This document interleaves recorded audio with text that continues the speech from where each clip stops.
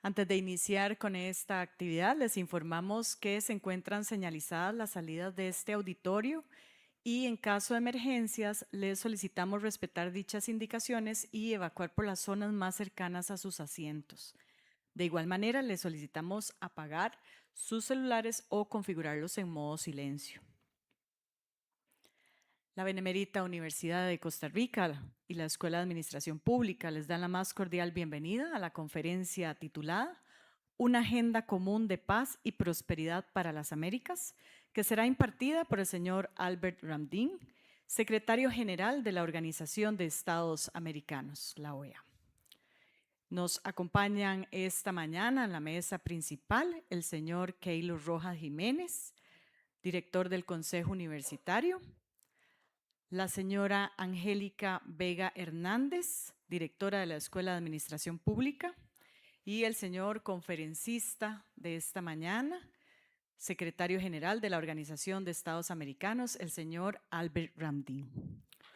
Un saludo cordial a las señoras y señores del Consejo Universitario, a los señores vicerrectores, autoridades universitarias que nos acompañan y a todas las personas que nos acompañan en este auditorio y de forma virtual. Vamos a iniciar con las palabras del director del Consejo Universitario, el doctor Keilo Rojas Jiménez, por sí y en representación del rector de la Universidad de Costa Rica, el doctor Carlos Araya Leandro.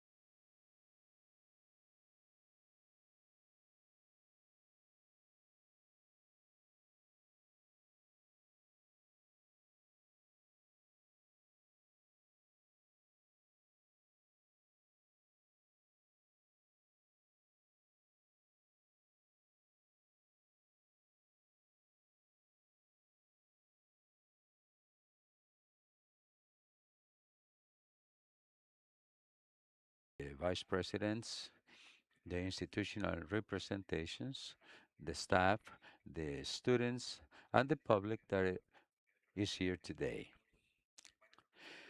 We also have authorities of the government, and I cordially welcome you, especially to the Minister of the Presidents. It represents a real honor for the University of Costa Rica to receive Mr. Secretary General. His visit is a great occasion to get together this supreme idea of a peace agenda of unity and prosperity. Such horizon demands a rigorous reflection and a promotion to reaffirm our commitment to the humanist values. We assume the responsibility to translate this knowledge in our work in a benefit for the country and the humanity. The American continent go through a difficult and complex period characterized by profound divisions and a polarization that fragments the social fabric. Before this, the public university represents an indispensable idea with critical ideas that contribute to a respectful dialogue so that this dialogue replaces the confrontation and the intellectual rigor is going to support our decisions. As an institution of higher education, we assume the responsibility to educate professionals at high level that will be in strategic positions. From this, they will be able to strengthen the structure of governance, to protect the fundamental rights, and to safeguard the institutional integrity. The vitality of our democracies requires to administer what is public based on excellence, ethics, and the profound understanding of our period.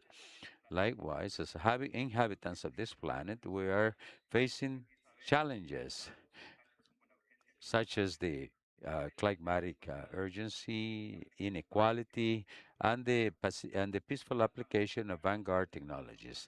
This represents the aspiration of diplomacy that is going to promote sustainable development and social inclusion. The visit of our Secretary General allows us as a university to renew our trust in multilateralism, only way to overcome the events that we see every day.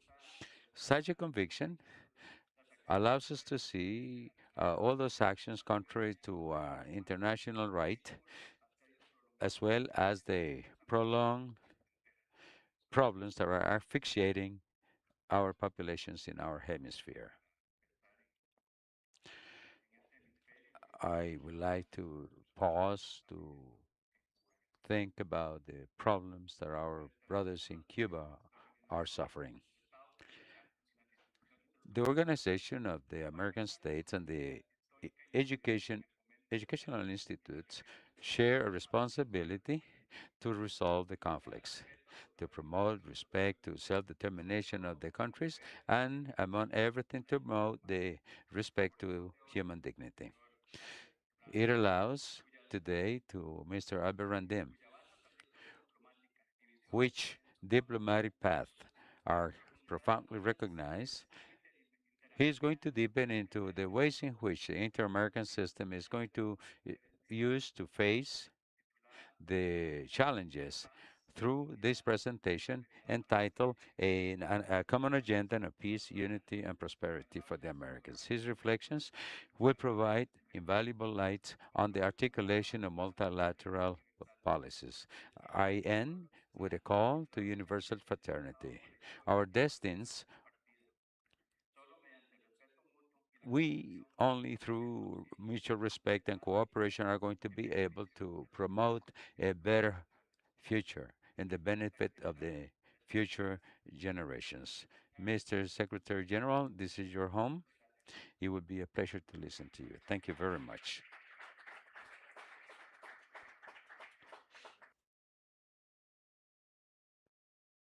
Next, we will have the conference entitled A Common Agenda of Peace, Unity, and Prosperity for the Americas, presented by the Secretary General of the OAS, Mr. Albert Randim, elected uh, on March the 10th of 2025 in an extraordinary session of the OAS. His election became a historical event since he became the first secretary of a member of the CARICOM community. He's a experienced diplomat in international and regional affairs. He promotes a vision based on consensus towards the hemispheric contribution based on inclusion, sustainable development. His mandate of 5 years started May 26, 2025. Mr. Randim has made a special emphasis on the need of small states, including included Central America and the Caribbean, and he is made it possible for the OAS to work together with the rest of the members. He is a supporter of multilateralism and democracy based on principles. Mr. Randim brings with him more than 3 decades of experience. Before he was a general assistant secretary from 2005 to 2015, where he promoted dialogue, the conflict resolution, and the hemispheric cooperation. In 2020, he was appointed Minister of Foreign Relations, International Commerce, and International Cooperation in Suriname, a position that he occupied up until his election at the OAS. From his work, he promoted Suriname and promoted policies for sustainable development and the strengthening and the democratic strengthening. Mr. Randim,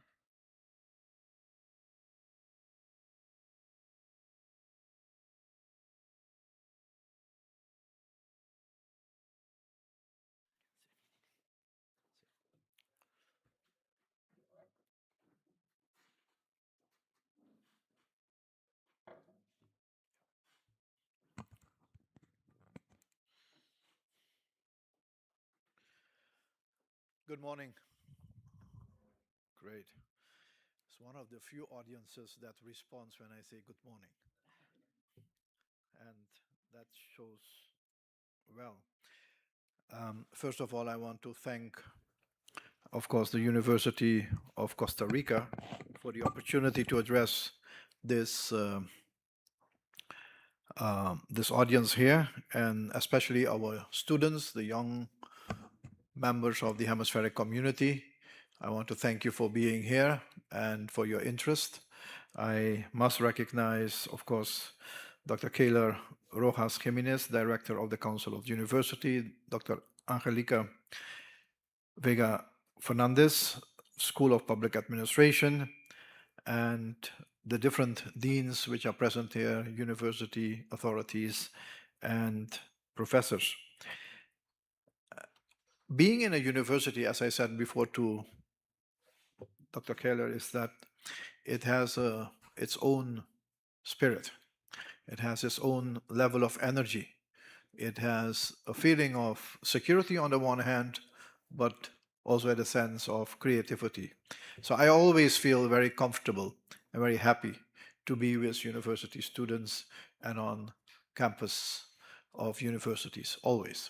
I have done this type of conversations with students in Chile, in Peru, in Bolivia, and I think in Panama as well. So everywhere where I come, I speak to students and all those who are engaged with the process of learning. I want to thank the teachers, the professors, for their dedication to occupy such a position. Not everybody can do it. Not everybody is a great teacher. I'm not a great teacher, for instance. I speak a lot, but I'm not a teacher. So just to make sure that that's why I never worked in university areas. We have to know our limitations, so to speak. I'm going to speak about three components here today. One is I'll speak about the context, the political context, the developments in the world, because they are important. We are very dependent on what is happening in the world and also what is happening in our own region. And after that, I'll talk a little bit about the Organization of American States from not only the historical perspective, but also from the value, the importance, the relevance of the universe of the Organization of American States. And lastly, I'll speak about what our vision is for the future of this Americas.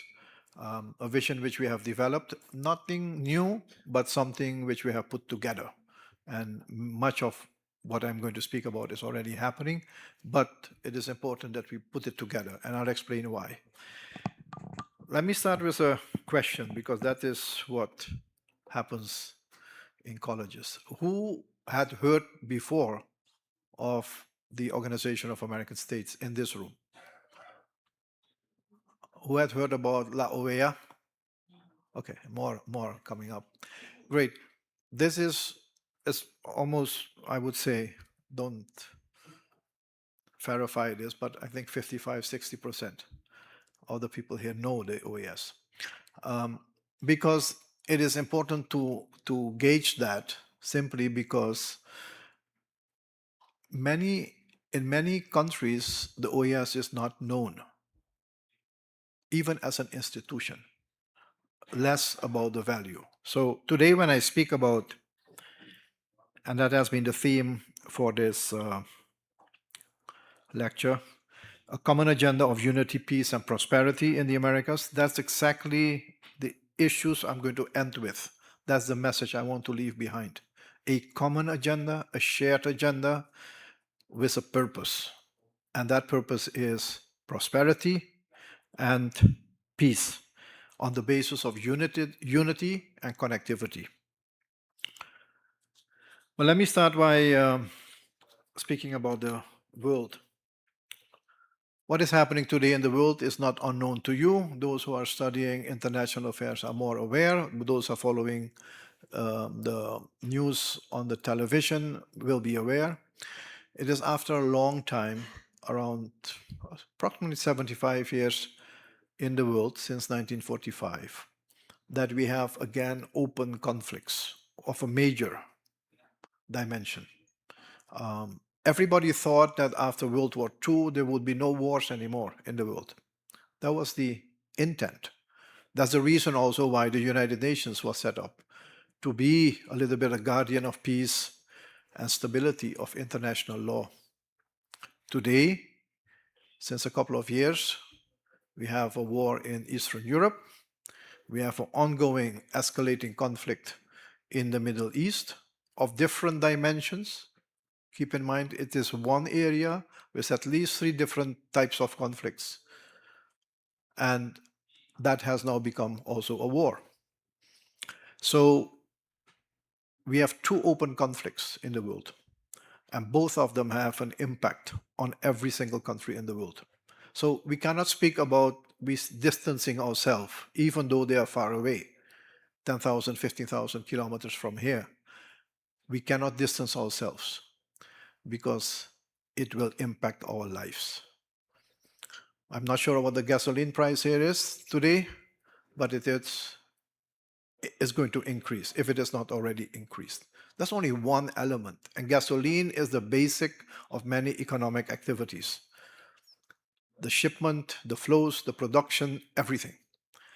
So life will become more difficult, not because we created a war, because a war was created. The cost of war, the impact of war, the humanitarian misery that comes with war is basically telling me only one story. There is no one that wins from war. No one. It costs a lot. It costs a lot to repair, and often the repair is more costly than if we had done something else. War is not what we should aim for. So that policy is for me a given. If we do not focus on peace, dialogue, international law, negotiated settlement, we will end up with war and conflicts, open conflicts, physical conflicts with a high cost. And really, this is just one example in terms of the impact. The war in the Middle East at the moment, another area which will be affected. I'm mentioning only that one more. Fertilizers. Who would think that that has something to do with the war?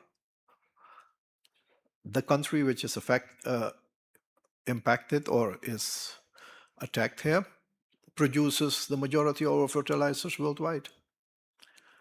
So our agricultural products will become more expensive. The supply chain will become more expensive. And overall purchasing power in our pockets, what we earn and how much is left, will be deflated because inflation will increase, as well as the purchasing power, the net power to buy goods, will be limited. These are simple 2 examples where wars have a negative impact or conflicts have a negative impact on our societies. That is the world today. Nobody expected that there would have been a discussion in the world about the role of the United Nations, about the power of the United Nations Security Council, about the obligations which come with accepting international law and international humanitarian law, which are the framework for interstate relations in the world. But all those things are being challenged right now, completely. Also, multilateralism. Multilateralism, that is also being challenged. What is the value of multilateralism? And with that, what is the value of international organizations with that? I'm a firm believer in multilateralism and regionalism. I believe that there is no other option. Like war is not an option for me. I will never promote conflict. That is why I will never take a position for or against. I take a neutral position because I want solutions going forward. That is what will help us. But multilateralism is under threat. Also, the Organization of American States. So this is the international context we work in, that we do not have, in a global sense, the ability anymore to effectively respond to global conflicts because the tools we had are not efficient enough anymore or effective enough. I hope it will change. But personally, I think with the evolving international context and the evolving international affairs and evolving diplomatic um, elements, we will see a new multilateralism emerging. What that will look like, I do not know as yet. But there will be need for a new multilateralism. It will not be the same rule-based order as was established in 1948 in the United Nations, 47. It will have to be amended. So in more definitive terms, we cannot say yet where we will end. In more definitive terms, we cannot say yet where we will end because the process is still ongoing. We do not know what kind of responses will come to that process, that evolving environment of conflict. We do not know how the United Nations will regain its strength and be able to manage these issues. War should have been prevented through an international system of cooperation. That was not possible. So we are in challenging times, and we cannot take it for granted, but at the same time, we can't fight it. We must acknowledge it and find solutions going forward. So for us in our own hemisphere, we see similar things happening in recent times. I say we have an interesting foreign policy in the Western Hemisphere. The Organization of American States is historically the institution that brings together all the independent countries of the Western Hemisphere. Regretfully, we have seen one and a half country leaving the OAS over the past 10 years. Nicaragua has left, your neighbor, and Venezuela is still a member legally, but from a political perspective, they don't consider themselves a member. But officially, they are still a member. So that is not good. That is weakening our hemispheric institutional framework. So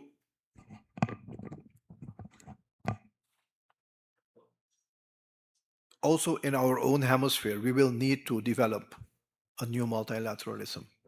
And I'll give you some ideas or insight in how that will look is more important than the other or more powerful than the other. The OAS has functioned on two principles, and we have kept that since 1948. One is one country, one vote. Whether you are such a small country with 60,000 people or one with 240 million people or powerful or well developed, doesn't matter. Same voice, same power, same vote. So that's one. And I think it's a pretty strong principle that has still remained. The second one is, as much as possible, we take decisions on the basis of consensus. So voting is happening only when elections take place and when we have contentious issues.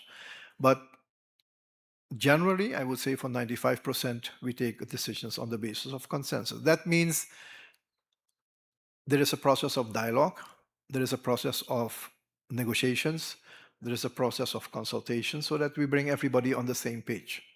It's not always easy, but so far it has worked. Those two principles should not be lost. That will remain part of the new multilateralism. We also must have a multilateralism, and I'm looking then to ourselves, to the OAS, because we need to prove the OAS and other multilateral institutions must also prove that there is a relevance to the OAS, that we deliver, that we do things which are relevant for the people of the Americas and the countries. And so we have to become more pragmatic and result-oriented. This is something which we have started doing, is looking at what we need to do for the people. If the people do not see that the OAS does not help them to improve their personal life in whatever form, then for them there is no value. And this is where the trust in the system becomes weaker. So this is one of the things we believe will be important.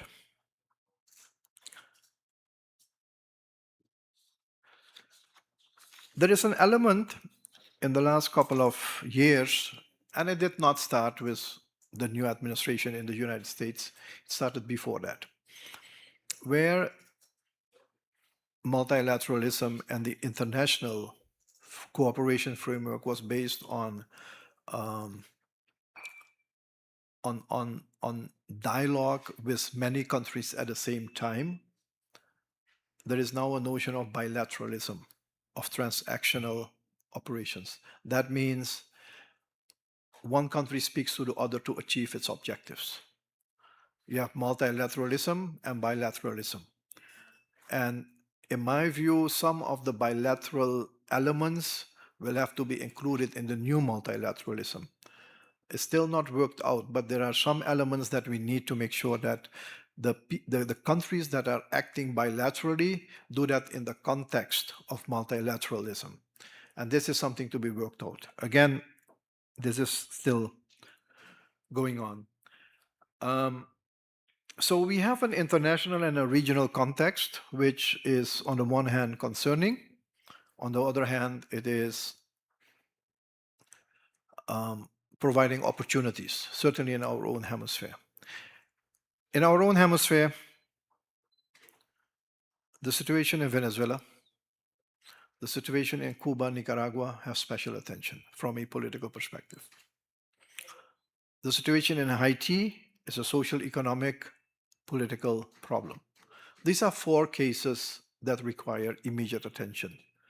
And all is meant to make sure that they become, that they follow the principles of the OAS in terms of democracy, human rights, security, and development, sustainable development.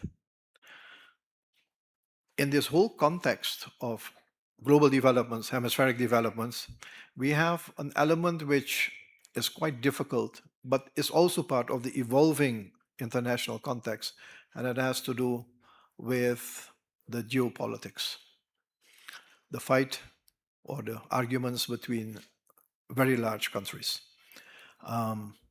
We went from bipolarity, from bipolar world to a multipolar world to something like a unipolar world after the Soviet Union was dismantled, to now something like a bipolar world again, but apparently we're still finding out how to deal with that.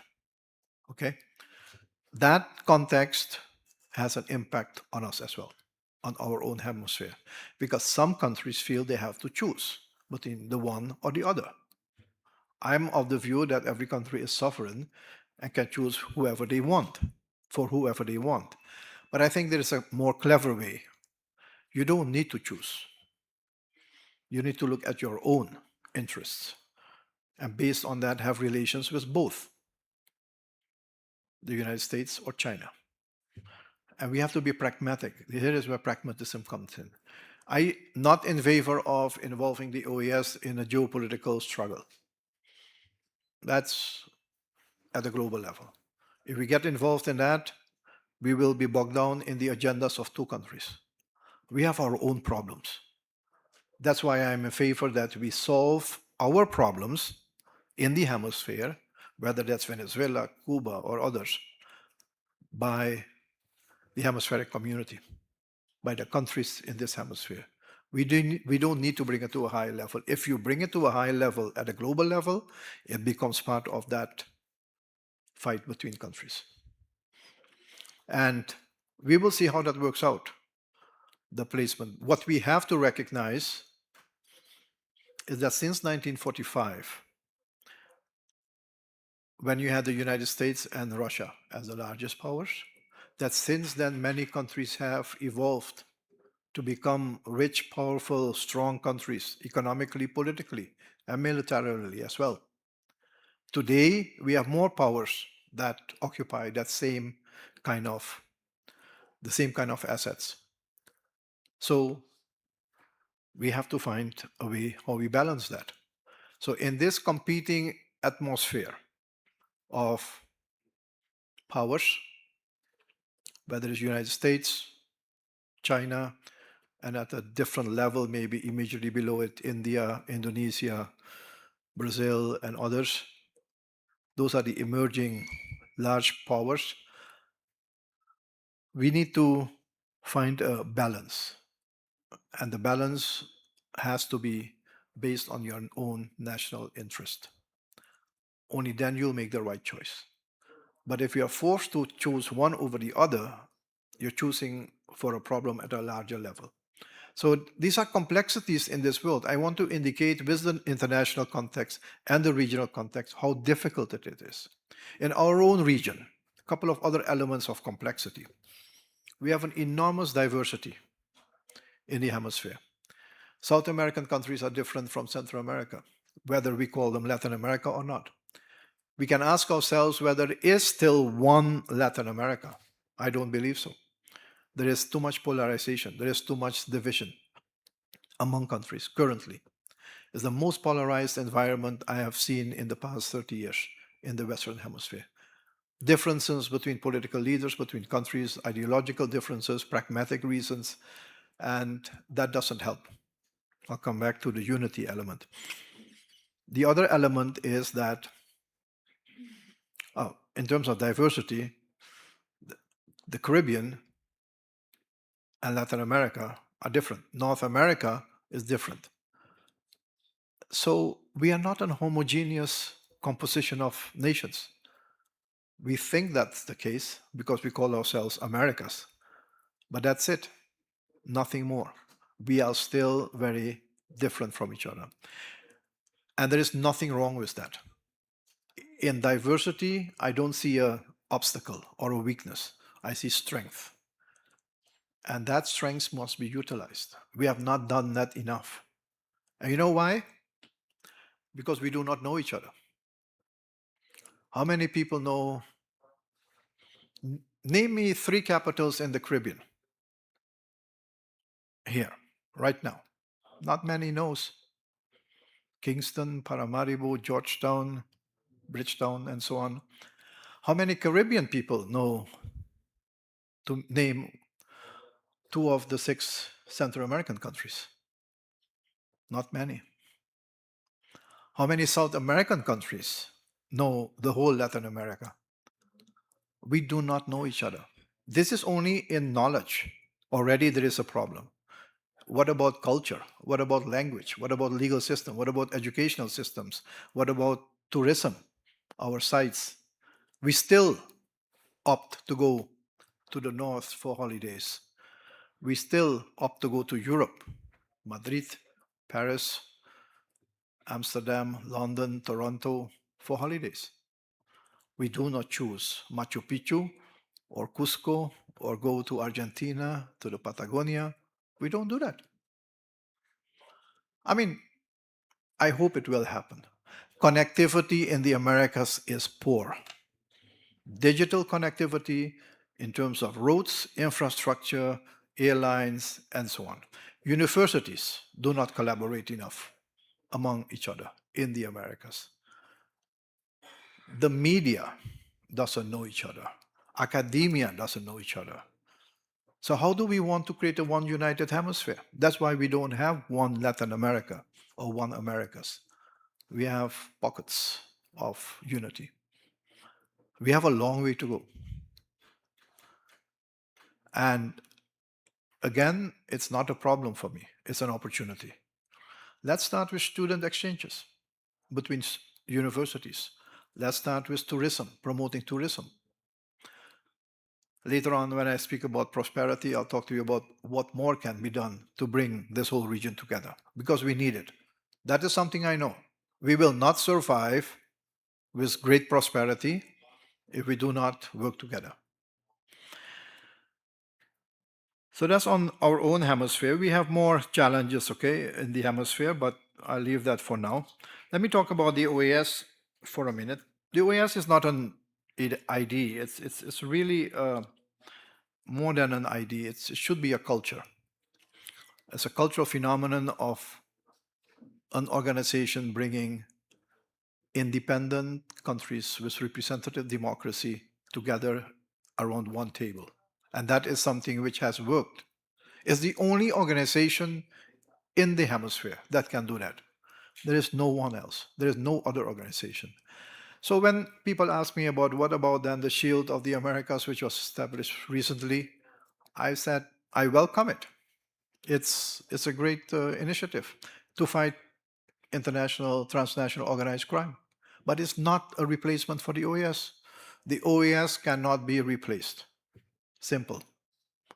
It is a treaty that was signed in Santa Fe de Bogota, the charter which was adopted in Santa Fe de Bogota in 1948, that establishes the OAS. There is no competition. I don't see other organizations as competition. What we must do is we must work with them.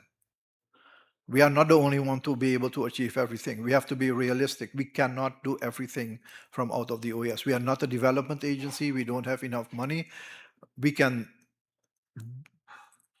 talk about the political process, fostering more cooperation and unity and making sure that there is functional cooperation. Many countries benefit from it. Election observation, political stability, strong state institutions, fighting corruption, and so on and so on. We do all of that, but we cannot do everything. So there is a place for every single entity in the hemisphere to do its work in collectivity.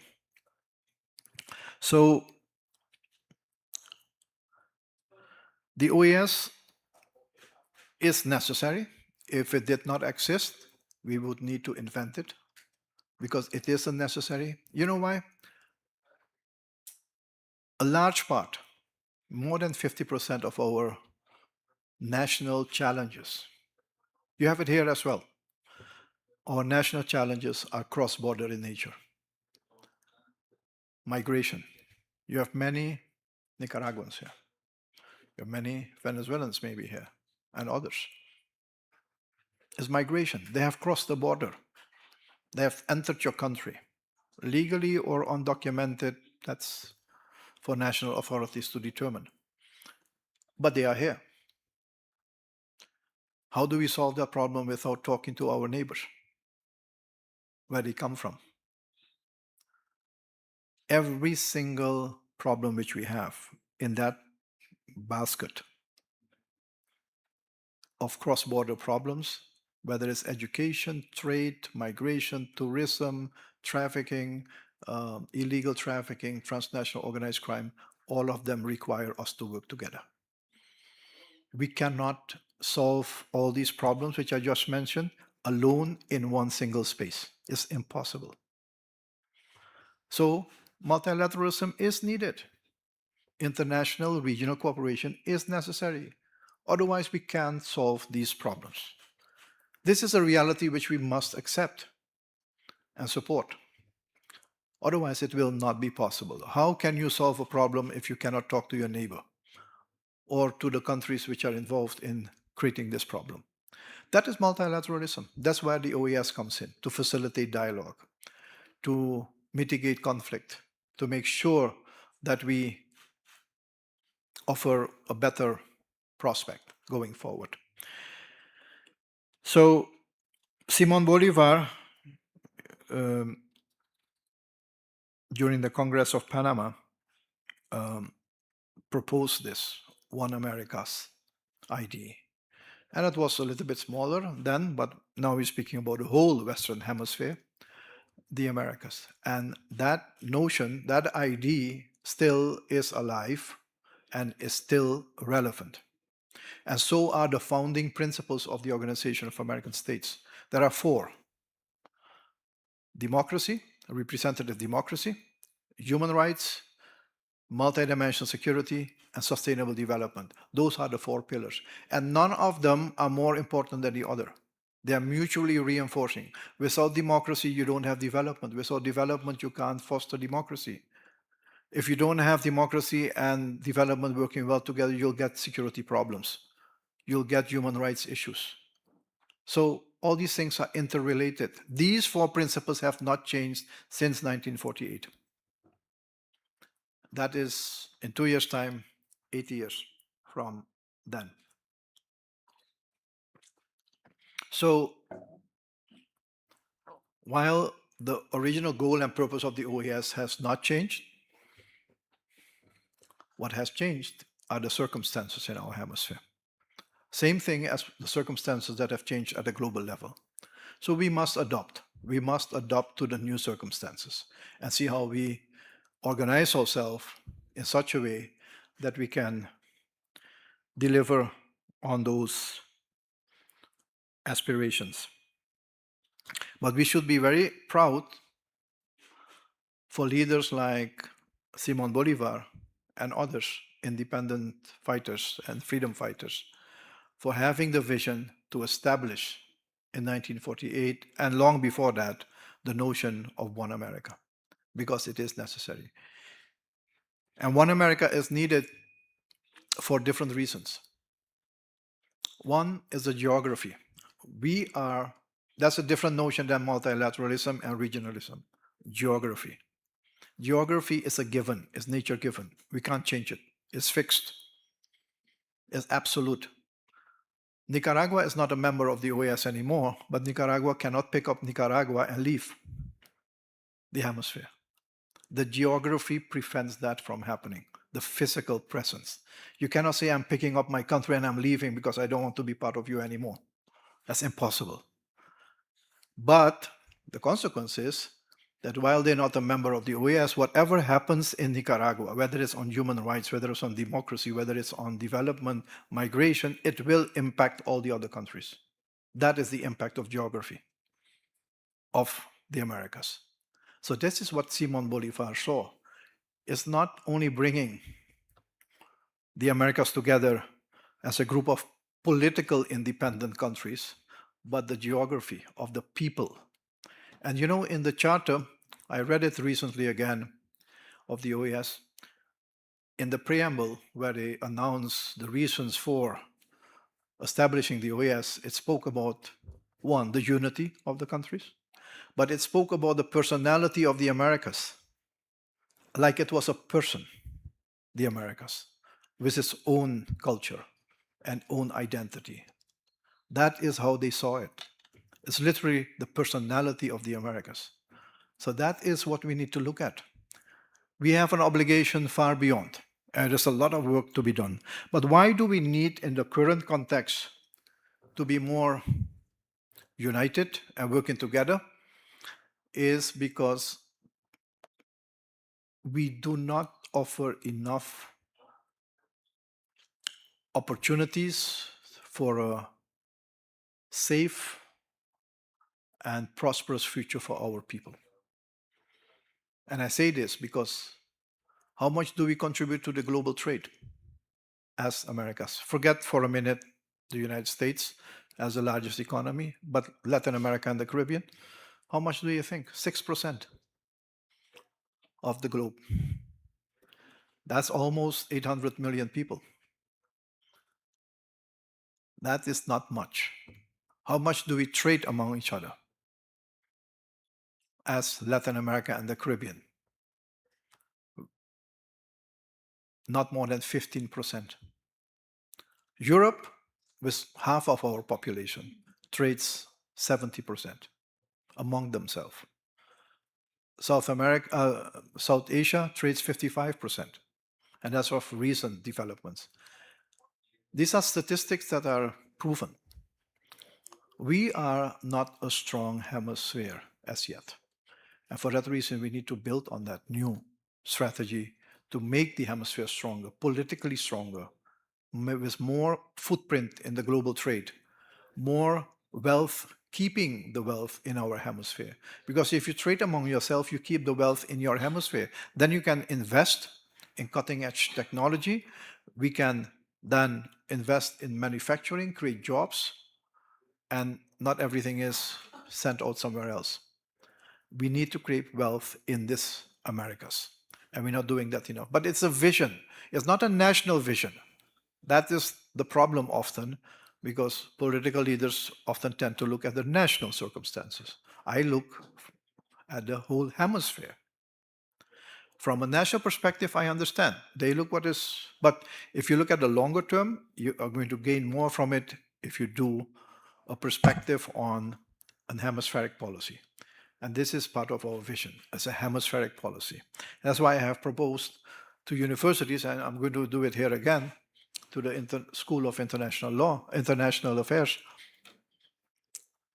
train diplomats not as Costa Rican diplomats, train them as America's diplomats who understand the Americas, and from that perspective, do their work. It's a different thing. Europeans, when their integration process started in the 1950s, one of the first things they did, two things: a school for European diplomacy and a school for European law. Because you need people who do not think only nationally, but think regionally. We don't have diplomats as yet in sufficient numbers that think regionally. What is good for the region? Universities should make a separate curriculum on this, and I will fully support that, because it is really something which we need to build that unity in the Americas. And it's not going to happen overnight, okay? I may talk to it, I'm excited, but also I speak lightly about this. It will take 10, 15 years before we come there. But if we do not make a first step today, it will never happen. So that is the OAS. In my view, I'm biased because I know the OAS for far too long. But the OAS is a necessary multilateral institution that has a role, that is relevant, that is functioning. Anybody who tells you that we are not functioning or being relevant or meaningful to the countries, you can tell them simply it's not true. And I give you enough examples of why that is the case. Now, the OAS has done, and I'll go now to the organization and the future of this hemisphere. The organization has done a couple of wrong things. And that happens in institutions. You become lethargic. You become, at some point you need to reflect and reset the button again. What we have not done over the past 20, 50 years maybe is tell the story of the OAS. Our people work hard, really good people, loyal, dedicated. All of the experts working at the OAS, approximately 450 staff members, all of them are experts in their own way, but they can get a better job outside as well. But they chose to stay at the OAS because they're dedicated to the hemispheric goal. So they are so much occupied with the work that they don't tell anybody else what they do. And that is something what I call we're not telling. Our narrative is a great one. Our history, our story is a good one. I like to tell the story.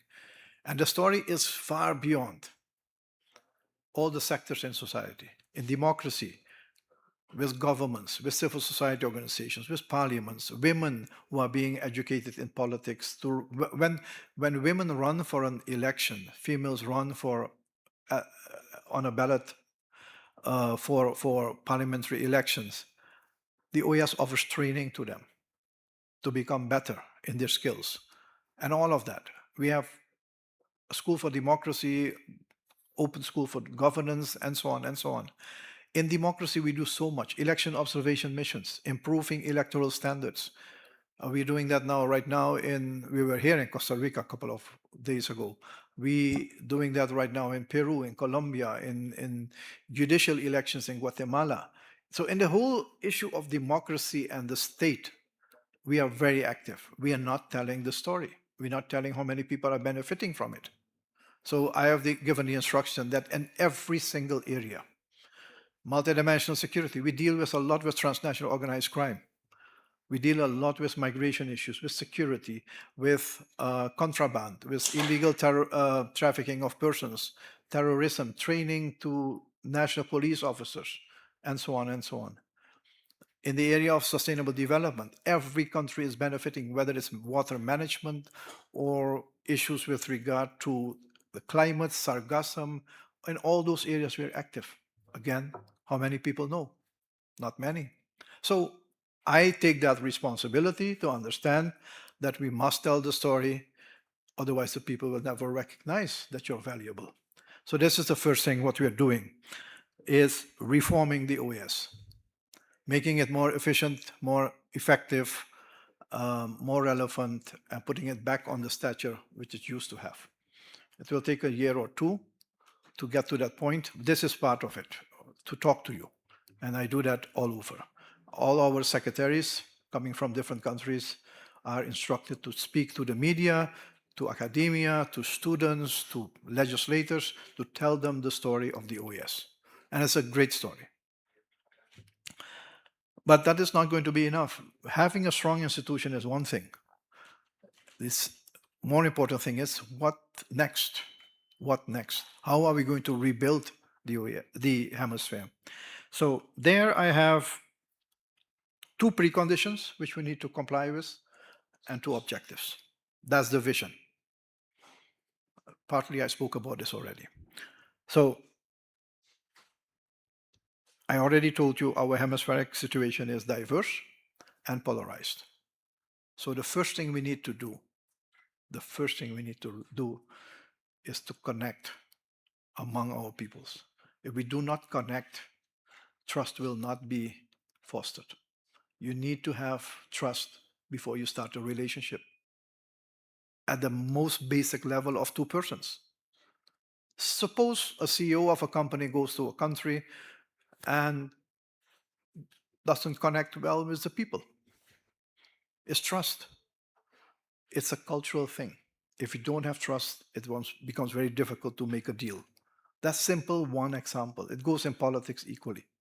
We need to understand each other. We need to embrace ourselves. So connectivity in all forms is important. Then the second precondition is unity.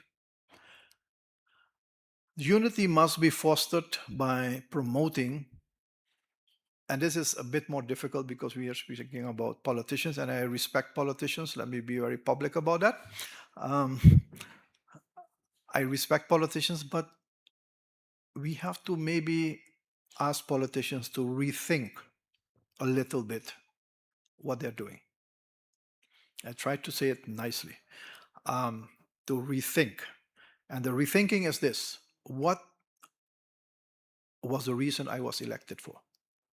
To serve the people in the first place, not to fight or to have a conflict or to argue, but to serve the people. If we keep that in mind, then possibly we can see eye to eye. That's one element of the rethinking. The second part of the rethinking is we do not need to always agree with each other. We need to agree to disagree. That's also an element of the new multilateralism. It is not always that we need to have everybody around one table who thinks alike. The diversity has to be expressed. Countries have different histories, have different attitudes, have different traditions, different cultures. They come with different values. We need to respect those. So what we need to create is a space, and the OAS is aiming to be that space, where every country feels safe to be there, to say what they want to say. And if a country doesn't agree, well, then we agree to disagree. But at least we respectfully listen to each other, and we respectfully also try to argue about it and convince each other of a different view. But that's it. So that's the second thing, is we need to recognize the diversity and accept it. In the rethinking, it is important for those who make who create development to also recognize that we cannot only focus on the problems. If we focus only on the problems, we will never come to a point of doing something with the result, because some of the problems we can't resolve. So I have taken a different approach. I only put issues on an agenda if I know that they will be resolved. I don't put issues on an agenda which are not ready for the agenda. If a border conflict is not going to be solved, why would I put it at number one? That will kill the meeting instantly. Because it means you're starting with number one, within 10 minutes you're leaving the room, and then the rest of the agenda, which has some prospect, cannot be addressed. It's strategy. Let's start with doing things which can be done. Let's be realistic in that sense. That is also a call to our leaders. So these are only three elements of the rethinking process. How we can change unity, or how we can change the current polarized environment into more a unified approach. Now, once we have done that, unity and connectivity, and both of them will work together. I promoted today to the foreign minister here that it is important that CARICOM leaders meet with Central American leaders, that they should have a meeting because of connectivity, learning each other better, but also understanding each other's political views.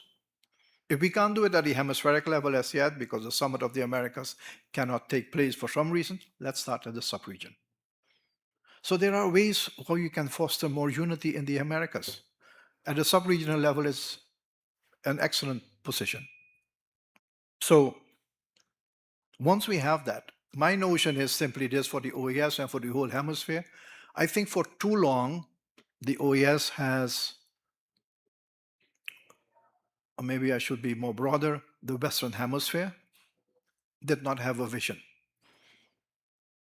We had activities, we had meetings, but without the comprehensive, the construct of a vision, the overarching vision.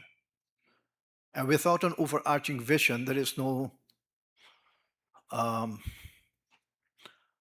you can hold on to things as a guidance. So here is what we are proposing as a vision for the Americas, based on unity and connectivity, is that we need to create more peaceful, just, safe societies where there is an equal opportunity for all.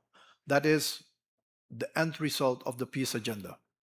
The peace agenda is part of our vision for the hemisphere. Foster democracy, strengthen human rights, making sure that healthcare is in a good shape, that we educate people, that we provide a safe space, that means security, deal with the security issues, and that we provide opportunities for all minorities, all marginalized groups, everybody. A more equal, just, free, fair society. That's the peace agenda. Slowly we can build on that. We are already doing that. And most of the countries, and let me be one thing, I'm very proud that we have moved, and we have to accept the positive things as well. It's not all negative. We have moved from dictatorships in the 40s, 50s, and 60s and 70s to most of them, if not all, democracies in today's world. That's an achievement. There was a meeting held in Panama in 1956. I think 15 presidents at that point from independent countries attended the meeting. It was one of the hemispheric meetings.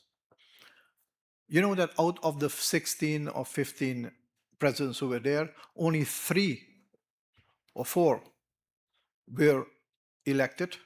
All the rest were dictators. And they spoke about democracy and cooperation and human rights and everything. That is not the case anymore today. So we have to be proud of the achievement, of the progress which we have made in terms of democracy. We shouldn't forget the progress which we have made as well. So when I say a new vision, I think it's time for a new vision going forward. In the prosperity agenda, it's a simple recipe. Make sure that everybody has an opportunity to flourish in society. Equal chances, equal opportunities, women, the whole gender issue should be included, the marginalized communities, Afrodescendientes, indigenous communities, but also opportunities in terms of choice. So, I mean, these are issues which we should discuss in society. It will not happen overnight as a perfect situation, but at least let's work towards it. That's one part. The second part of the vision is because we cannot live on democracy, we cannot eat it. It provides a comfortable space, but we can't eat it. So we need a prosperity agenda. And the prosperity agenda is to work with the private sector, to work with governments to create a modern, innovative, cutting edge society. That means investments, more trade, more production, more trade among each other, more investments among each other. We can be we can be energy secure and food secure in this hemisphere if we all work together. No country, nobody has to live in poverty. Fighting poverty, because of all the conflicts, poverty will increase. Fighting poverty is one of the key parts of a prosperity agenda. Everybody needs a job, everybody needs to know that they have a future, their children have a future, they have a good education, and society can flourish. If we have that combination of a free, fair society with prosperity, that's the Americas you want. That's then where we have delivered for the people of the Americas. That's what I'm looking at. That's vision. So that is the vision: unity, connectivity, peace, and prosperity. That vision is something which we promote strongly. I must say that we're getting some good feedback and responses. And again, if we can achieve from this prosperity peace agenda 30%, I'm extremely happy if that happens.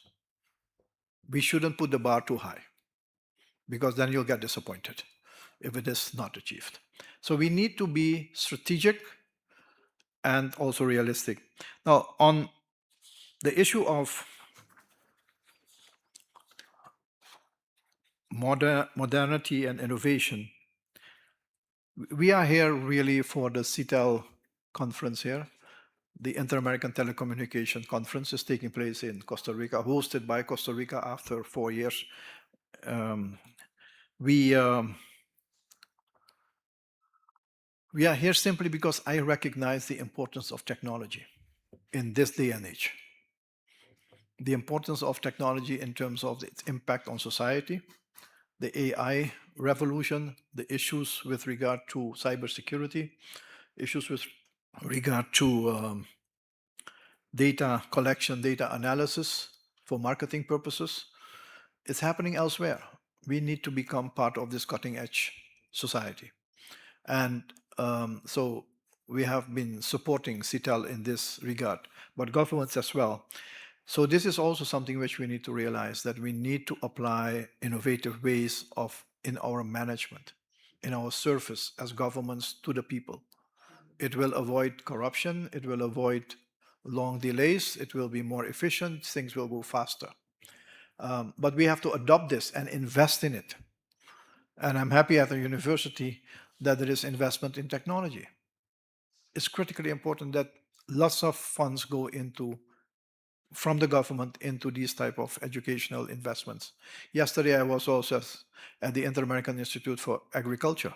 If you see what they do with cutting-edge technology in terms of providing measured water requirements to certain plants by plant, that's the way to go if we want to produce. I said we need to involve everybody in society, a whole of society approach. It is not governments alone. Don't blame governments alone for underdevelopment. It is the responsibility for every single individual, because you're part of society, you're part of one of or the other group.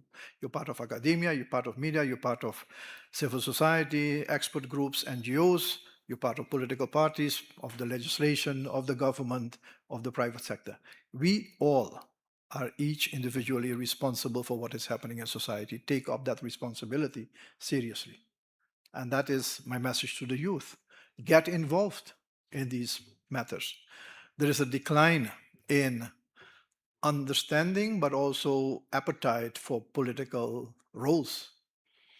And I know you're disappointed for a good reason. I'm not going to go into that. I want to be able to travel. But don't see that as a disappointment. See it as a lesson how you can do better. So I think it's important that we get a whole of society approach and a whole of America's approach. How far I am? I'm doing fine? Okay. Okay.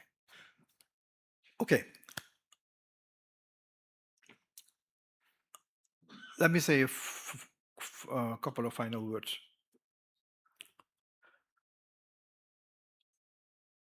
We have different challenges at a global level. We have serious challenges which can destroy lives of people with extremely high cost. Okay? I hope we can mitigate that. We are working on that from our side, behind the scenes, and so on and so on. But one thing we always should realize is that whatever we do in our work individually, from wherever we come, and with the individual responsibility which we have, there is only one planet, ultimately. We all will suffer if something goes wrong with that planet. There is no alternative. If we keep that in our mind and say that to each other, to yourself every night, we will remember that you need to put your best foot forward to make sure that the next day will be a good one. And this is more philosophical, but if we do not remember that notion that we live in a planet that is only one planet, environmental degradation, conflicts, poverty, insecurity, transnational organized crime, these are all threats to our livelihood, to our systems. We need to address them.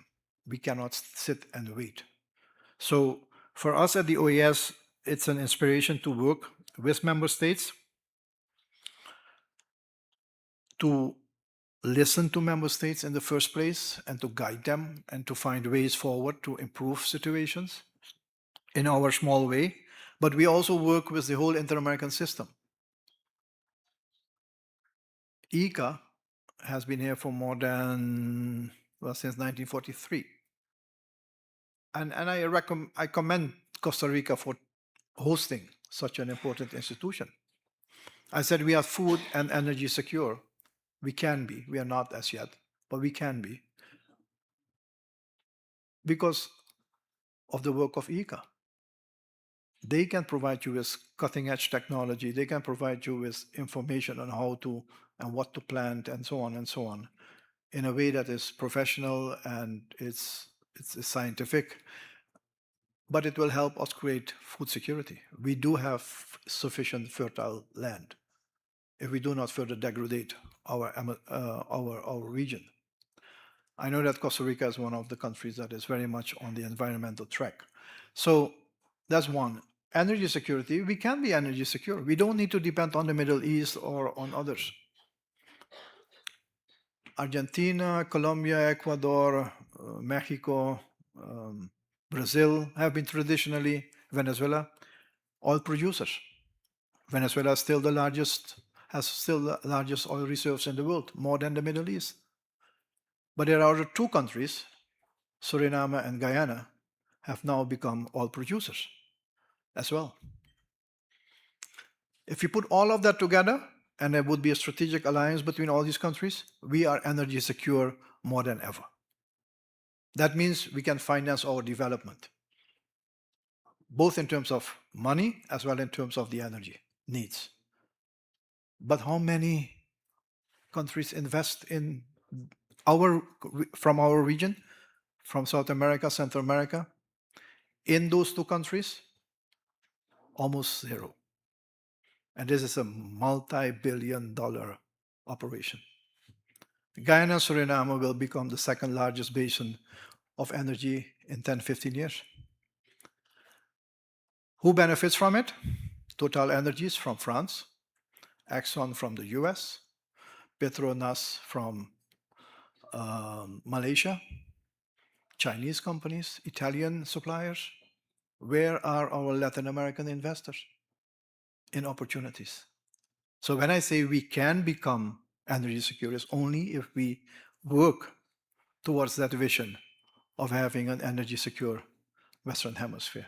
But the opportunities are there. We are not a poor hemisphere. There are rare minerals where we can flourish on. But we shouldn't export the rare minerals. We should demand that the processing takes place here, that there is transfer of technology to our people, and that we get a higher share in the value chain of these minerals. I mean, these are real opportunities. That is the vision which leaders should look at. And it is possible because it's a reality. If I'm not speaking about other regions in the world where you don't have that. I don't know how they will do it, but we do have opportunities. So we have a great prospect for the future. The OAS will be ready to support and be ready to work with countries and the private sector in making that happen in a small way and to make a start. Again, our agenda of unity, peace, and prosperity. I know it's ambitious, but it's achievable. Otherwise, I would not stand here in front of you. But we will need two things. We need the collaboration of all in society, and we need to act now. With that, I thank you very much, and I hope it was useful to you. Thank you very much.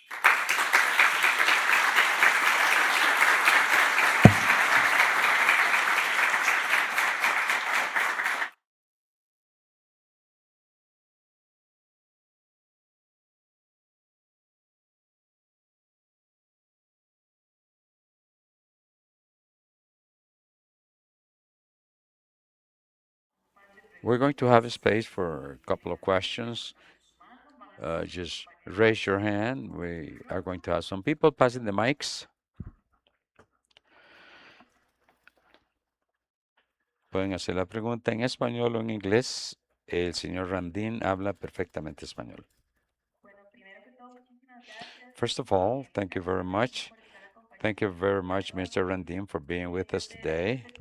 From the perspective of geopolitics that you mentioned at the very beginning, especially making uh, mentioning the environmental areas that you mentioned, given the circumstances of heterogeneity and the differences in our countries, I would like to ask you about the following. I've been thinking about that. I work in the area of international commerce, international trade, and I would like to ask you a question about a common agenda of the OAS having to do with some meeting points or meeting issues that some countries could have given the problem with fertilizers and what this represents for food safety. I know firsthand that in many Latin American countries like Colombia and Brazil, Argentina, I think that also Paraguay and Costa Rica is already beginning to work in the area of bio inputs. And I think it is important to find a common agenda given the circumstances that we depend on fertilizers that eventually will affect our agriculture, and that precisely at the same time is going to affect our food safety. The use of inputs is important since this cooperates with sustainable sectors, generates employment, uh, provides knowledge transfer, and eventually this may be a good meeting area, meeting issue among different countries. Maybe promoting a sector that could help the Americas not to depend on fertilizers coming from other countries. And perhaps we could work together in Latin America. My question is, do you have a common agenda in the OAS that focuses on these meeting points where we could create some options, supplementary options, not to depend from fertilizers, given the point that we are all agricultural countries and that this could represent a risk for our food safety.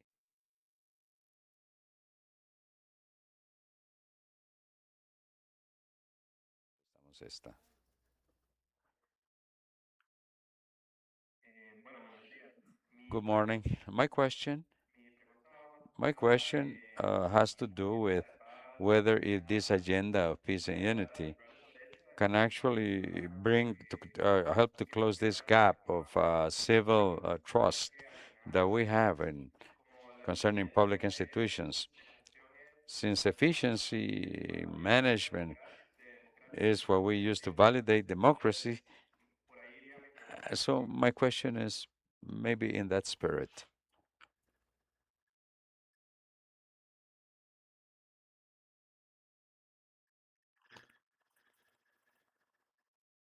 First of all, good afternoon. It's a pleasure to have you here. Thank you very much for your time. Thank you for being here. My question will be, in order to reach prosperity that you mentioned in the agenda,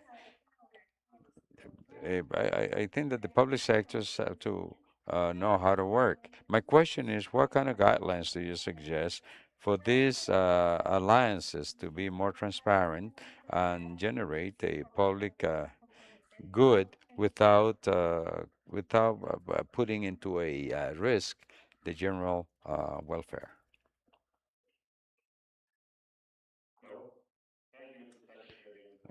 Gracias por su visita a Costa Rica, secretario general. Mi pregunta tiene que ver con la paz. Los Estados Unidos ha implementado ideas para las Américas para intervenir a los carteles y las acciones de los narcotraficantes en los diferentes países de las Américas. ¿Cree usted que esta es una buena idea que nosotros tenemos que apoyar en en la OEA? Y también, ¿en qué formas que nosotros podríamos implementar otro tipo de ideas? Por ejemplo, ¿cómo se podría incluir esto en la agenda de la OEA? Mi segunda pregunta es, ¿cree usted en términos de paz que lo que ha pasado en Venezuela, la captura de Nicolás Maduro por los Estados Unidos, piensa usted que esta es una forma correcta de lograr la paz y de transicionar hacia la democracia? Muchísimas gracias.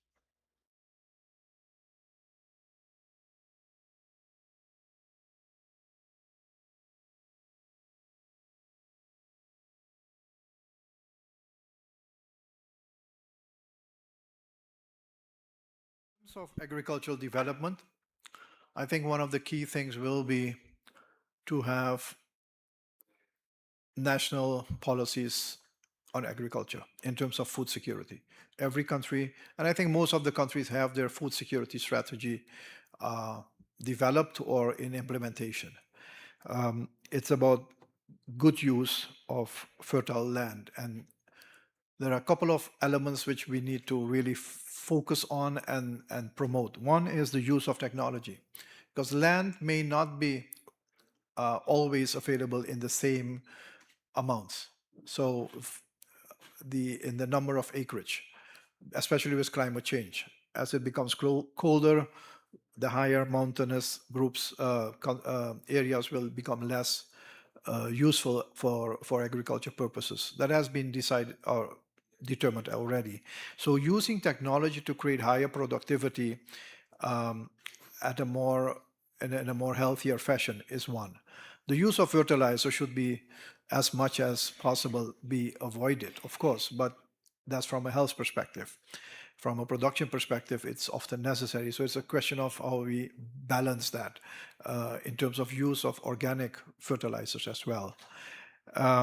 The OAS is not a specialized body on agriculture. For that, we have the Inter-American Institute for Agriculture right here, and we have another institute called CATI that is providing scientific and teacher education.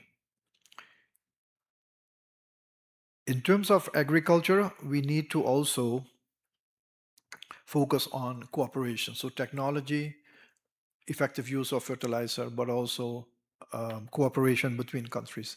And I say this because every country has a certain climate that is conducive to producing a certain type of vegetables or grains or whatever agriculture product. So not everything will grow everywhere. So you need to have that collaboration where you can supply each other so that we can get this issue of food security from a more hemispheric perspective. In terms of the peace agenda, the second question was about the public institutions. If I understood it correctly, I know there is lack of trust and for good reasons in public institutions, efficiency, capabilities, and delivery as well. That's something which every country is struggling with. I think that, and I mentioned that already, is that innovation is important. We must modernize our societies to create an e-governance structure that is really functioning and that surfaces the people. But not only that, but that also creates trust in government services. In many countries, that's happening already, but it is not enough. I think we should go in a higher pace with the transformation of societies into a modern, innovative machinery of services to be provided to the citizens. Not only citizens, but also the private sector. Licenses, custom forms, immigration forms, and all those things, passports, should be done quicker and more efficient. It's an investment that countries need to make in a determined way. The issue of um, public, I think it was much more about public-private partnership and the transparency of that process. Um, in my view, private sector should be a very important part of any development initiative taken by governments.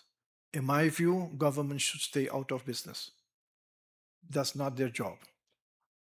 So this public-private partnership should be based on very clear terms that when we agree, there is need sometimes to do public-private partnerships, especially when it comes to infrastructure, road infrastructure, bridges, and so on.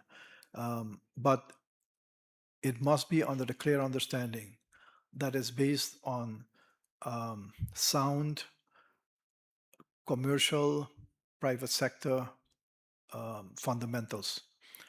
The private sector leads the development in that sense. They create the jobs, they pay the income, they create the productivity. The government should regulate, facilitate, and protect with that the people they serve. The last question was about drug trafficking and oh yeah, whether this approach of the United States to take action towards transnational organized crime and the illegal trafficking um, should be adopted or not. Look, personally, and as Secretary General, I think it's important that countries realize that we need to address transnational organized crime in a much more effective way. And the United States has a certain approach. That approach can only work if we comply with um, two conditions. One, human rights should be considered and respected every time. Everybody has a right and has a right to a humane behavior, humane treatment, and due process. Those two things should be part of the process. You cannot randomly kill people without investigation.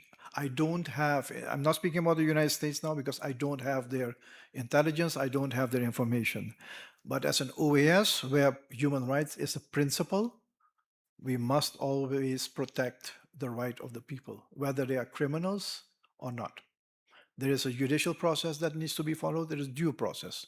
So, under those conditions, stronger, more effective, more forceful fight of transnational organized crime is necessary. And I've said this publicly that we need to possibly grant law enforcement agencies um, more capabilities and rights to intervene in that process. I say this from a very pragmatic perspective. International organized criminals do not abide by the law. They do whatever they want. They don't know regulations and rules. They kill at random, depends on what their interest is. They traffic people, money, goods in whatever form they want without any rules or regulations to abide by. And they have been able to buy themselves influence in society through corruption and money laundering and all of that. That we cannot tolerate. They can buy technology, they can buy weapons much more than law enforcement agencies because law enforcement agencies are bound to constitutional provisions, they're bound by legislation, they have to abide by the human rights and all those things. That limits their capability. Again, I'm not in favor of a free for all. I'm in favor of expanding the capabilities of law enforcement in such a way, and maybe for a certain amount of time, but with human rights also recognized. So it is a balanced way of saying give them more powers, otherwise, they will always have this unequal battle. The criminal organizations are here, and the law enforcement is here. We need to close the gap so that it becomes an equal battlefield. And for that, they will need more capabilities and instruments to do that work.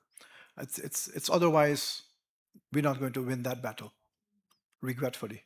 So what the US is doing in that sense, I support, but not when it's random and without due respect for human rights and due process. In terms of Venezuela, um,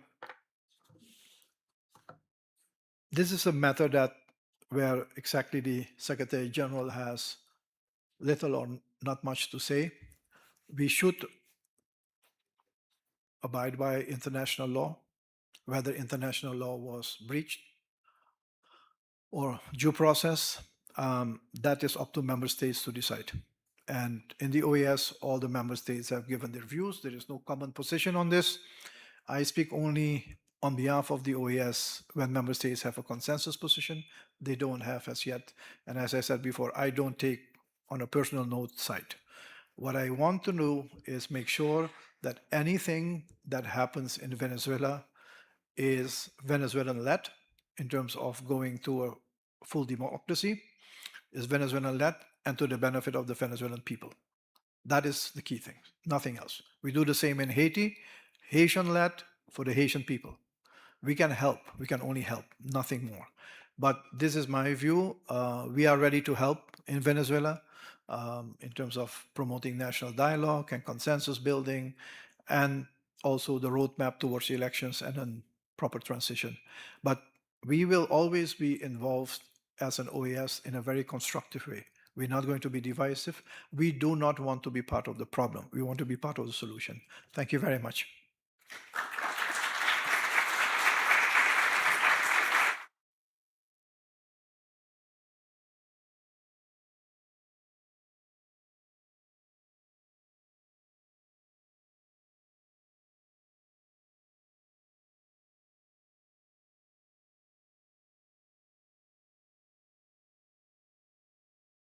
And now, before closing, we would like to have some final comments by the Director of the School of Public Administration, Dr.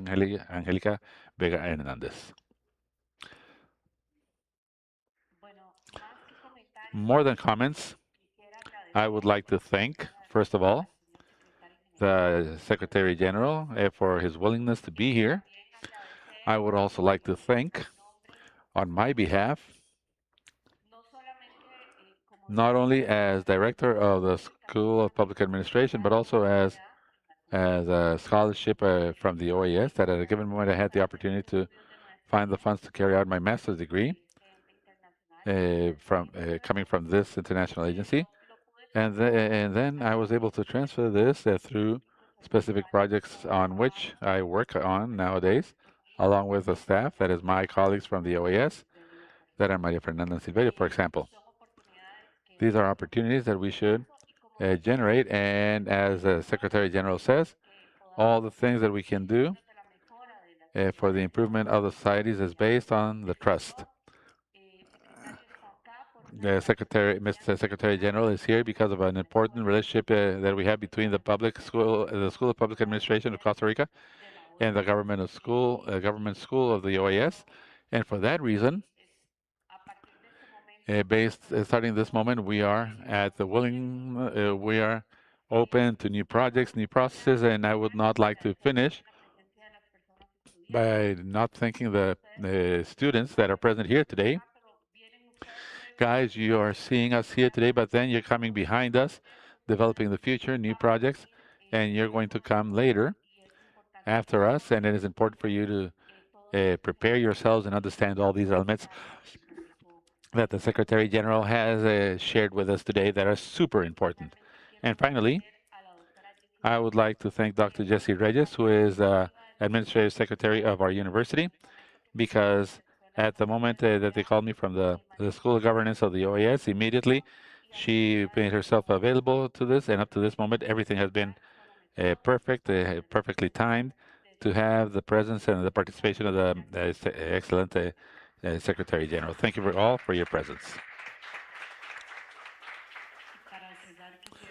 And to close, we would like to deliver on behalf of the University of Costa Rica an acknowledgement to Mr. Secretary General and Mr. Ramdin.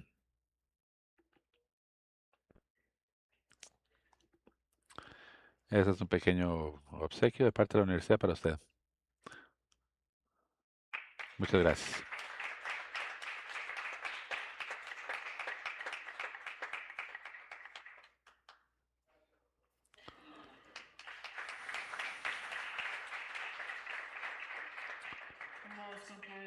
With that, we have concluded this activity, and we thank everybody's presence, and all of you, thank you very much, and good day.